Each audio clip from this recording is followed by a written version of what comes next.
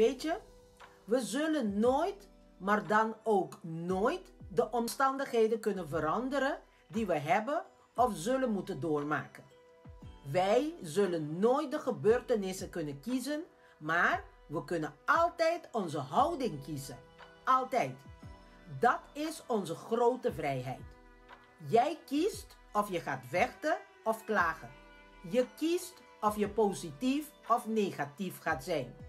Jij kiest of je pessimistisch of optimistisch bent. Je kiest of je spijt krijgt of in beweging opkomt. Alleen jij maakt die keuze. Alleen jij. En elke beslissing, elke keuze, elk moment in jouw leven brengt je een beetje dichter bij grootsheid of brengt je een beetje dichter bij middelmatigheid. Dat is jouw beslissing. Dat is jouw vrijheid.